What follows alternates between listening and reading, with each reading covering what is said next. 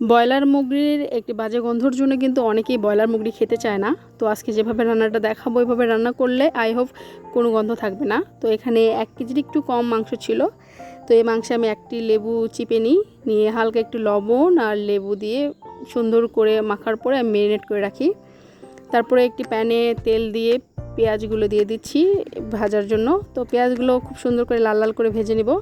আর ভাজার পরেই এর ভিতরে দিয়ে দিব আদা বাটা এবং জিরা বাটা, তারপরে দিয়ে দিব দারচিনি এবং তেজপাতা।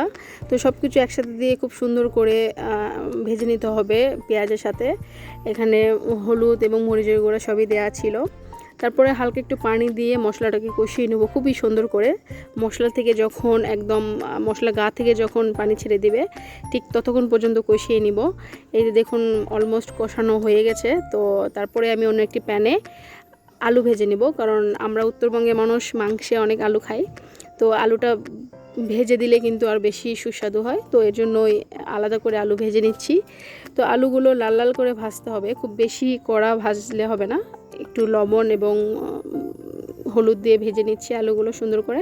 তো ভাজার পরেই সেম ওই তেলেই আমি লেবু দিয়ে যে ম্যারিনেট করে রেখেছিলাম মাংসটি ওটা ভেজে নিব। আর ব্রয়লার মুরগির গন্ধটা যায় আসলে এই লেবু দিয়ে ম্যারিনেট করার ফলে, আর এভাবেই খালি মাংস ভাজার ফলে।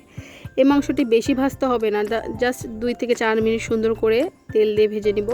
একদম লাল করা যাবে না, এখানে শুধু মাংসটাই ভাজতে হবে। শুধুমাত্র মাংসের থেকে যে পানিটা থাকে এটা যেন শুকিয়ে আসে এই পর্যন্ত। তো খুব সুন্দর করে ভেজে নিচ্ছি।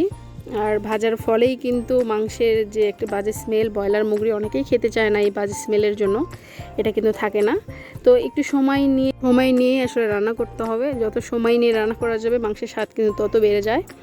তো তারপরে কষানো মাংসগুলো দিয়ে দিয়েছি, কষানো মশলার মধ্যে মাংসগুলো দিয়ে খুব সুন্দর করে এপিট ওপিট একদম নেড়ে নিতে হবে যেন মশলাগুলো প্রপারলি মাংসের মধ্যে যায়। যেহেতু এটা কষানো মশলা ছিল, তো আমি খুব সুন্দর করে একদম মাখিয়ে নিচ্ছি পুরো প্যানটাতে। তারপরেই আমি ভেজে রাখা আলুগুলো দিয়ে দিলাম, সাথে গোটা রসুন। আপনারা এটা দিতেও পারেন নাও পারেন। তো মাংসের স্বাদের জন্য আসলে গোটা রসুন যারা খেতে ভালোবাসে তারাই আসলে দিবেন। তারপরে হালকা একটু পানি দিলাম সিদ্ধর জন্য। এখানে একটা কথা বলে রাখি, কারণ ব্রয়লার মুরগি নরম, এটা সিদ্ধ করতে বেশি পানির প্রয়োজন পড়ে না। যদিও আমার মাংসটা আবার ভাজা হয়েছিল, হালকা ম্যারিনেটও করা ছিল। তো এভাবেই আসলে সেদ্ধর জন্য হালকা পানি দিয়েছিলাম।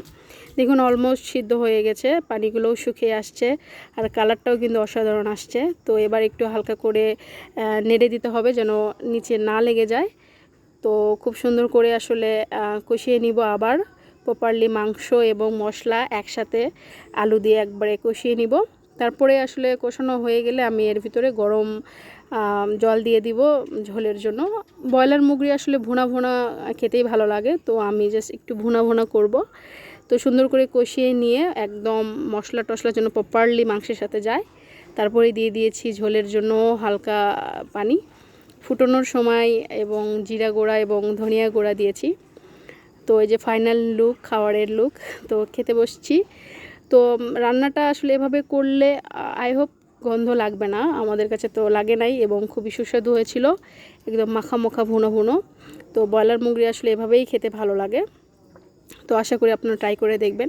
তো ভিডিওটি এই পর্যন্তই, ভালো লাগলে একটি লাইক কমেন্ট এবং পেজটা ফলো করে যাবেন। আজকের মতন এই পর্যন্তই, দেখা হবে নতুন কোনো ভিডিওতে নতুন কোনো রেসিপি নিয়ে। Okay bye.